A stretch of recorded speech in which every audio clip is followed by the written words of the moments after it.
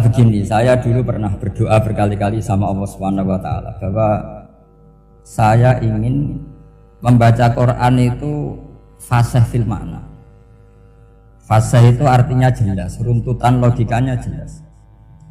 Sehingga barokahnya fasih itu logika Quran atau logika yang dibangun Quran itu menjadi benar-benar logika yang diterima siapa saja, termasuk diterima oleh orang kafir. Kita tahu Umar itu masuk Islam sebelum mondok apa enggak pernah mondok? Sebelum mondok, enggak pernah beliau ngaji tafsir. Enggak pernah mondok. Tapi beliau dengar Quran itu faham. Karena logika yang diutarakan Quran itu logika sesuai fitrah salimah. Sesuai akal yang apa? Sehat. Saya di mana-mana cerita karena ini kebanggaan para mufassir.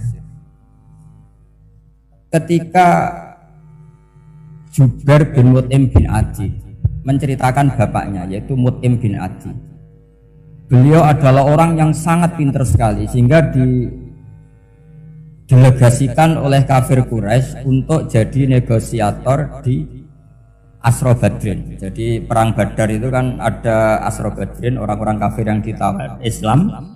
Kemudian orang ini diutus untuk jadi negosiator. Singkat cerita pas datang ke Madinah pas Rasulullah SAW baca surat Wattur wa kitabim mastur fi raqim mansur sampai ayat am khuliqu min ghairi syai'in am humul khaliqun sampai ayat am khalaqus samawati wal ardh. Di ayat itu Allah menceritakan kalau Tuhan-Tuhan yang kamu anggap Tuhan itu sebagai Tuhan, misalnya Lata, Uzza, Manat, enggak apa-apa kata Allah. Tapi kata Allah saya minta bukti prestasi mereka apa kalau sebagai Tuhan itu. Apakah pernah ikut menciptakan langit bumi?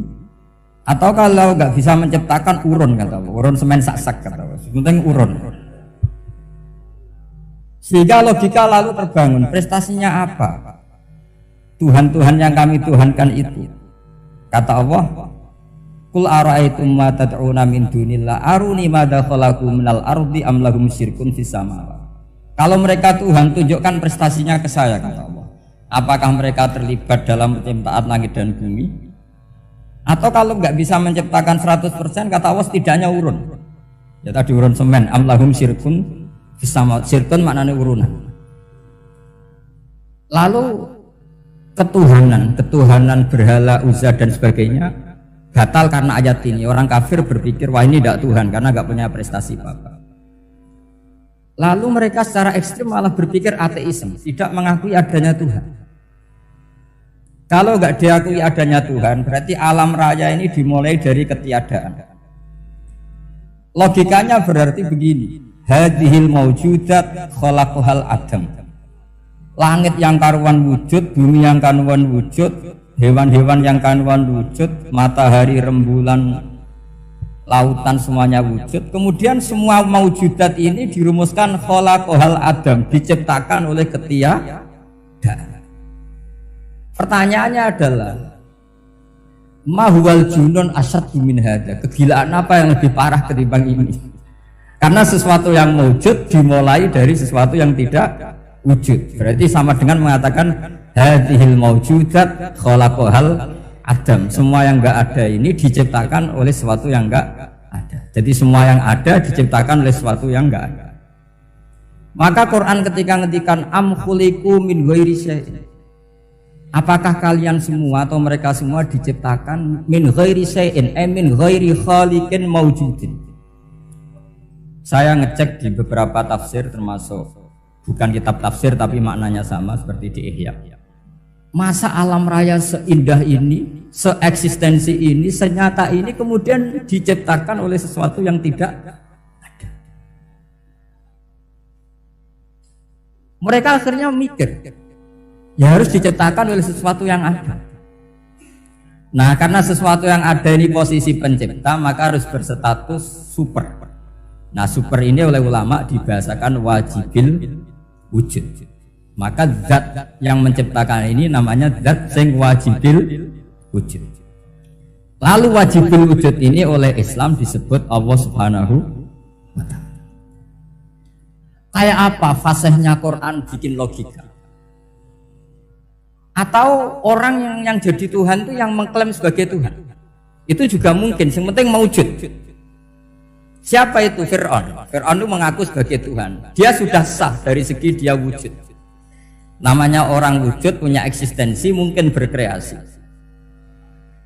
Saya ulang lagi, namanya orang wujud punya eksistensi, tentu mungkin berkreasi. Tapi pertanyaannya begini, ketika Musa tanya, pertama ditanya Musa, lalu kamu kalau menyembah selain saya, nyembah siapa? Kata Musa, Rabbul Alamin. Siapa Rabbul Alamin? Rabbus samawati wal ardi, yang menuhani langit bumi. Terus kata Fir'aun, tidak jawab, manggil Haman. Haman, kamu kan arsitektur, coba ibnili sorhal ali abluhul asbab. Ya Haman ibnili sorhal ali abluhul asbab. Bangunkan piramida yang tinggi, la'ali at-tali'u ila ilahi Musa. Saya ingin melihat Tuhannya Musa. Lalu kemungkinan Tuhan di bumi, kata Fir'aun, ma'alim tulakum min ilahin ghairi. Kemana-mana saya melihat yang jadi Tuhan saya. Musa ngerti kalau Fir'aun ini pekok cara bahasa Jawa itu. Itu menerangkan sifatnya Allah itu dengan sifat yang sederhana. Tapi justru dengan sederhana ini Fir'aun tidak bisa jawab. Terus Nabi Musa ganti argumentasi, Rabbukum wa Rabbu abaikumul awalin. Yang nuhani nenek moyang kamu, leluhur kamu. Itu terperangah, kagetnya bukan main Fir'aun. Karena para umatnya, para punggawanya lalu berpikir, kalau ini Tuhan, berarti buyut-buyutnya enggak ada Tuhan, kan Tuhannya datang terlambat. Makanya Pak Jokowi kalau dituduh PKI enggak terima. Saya ini tahu lahir tahun berapa gitu. Pas ada PKI itu masih 4 tahun, masa ada PKI balita. Ini enggak, ini ada Tuhan balita, Tuhan terlambat. Pertanyaannya adalah kalau Fir'aun itu Tuhan, lalu bapaknya, mbahnya, buyutnya Tuhannya siapa? Makanya ketika Allah disifati Nabi Musa, Rabbukum wa Rabbu abaikumul awwalin, yang nuhani nenek moyang kamu, itu kagetnya bukan main. Dan semenjak itu banyak punggawa Fir'aun yang iman.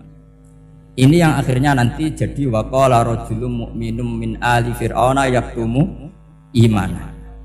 Atau yang menjadi ayat wajah rajulun min aqsal madinati yas'a. Kenapa mereka menjadi iman? Karena logika Fir'aun Tuhan itu gugur, runtuh. Bisori khil hujjah, dengan logika yang sangat transparan. Jadi ini perlu belajar tauhid. Jadi kalau sampean sudah kalah suara, jangan kalah logika. Kalau sudah kalah suara, kalah logika, jangan kalah tinggal mendengar saja kok tidak paham banggune gitu. Jadi ini sering saya utarakan.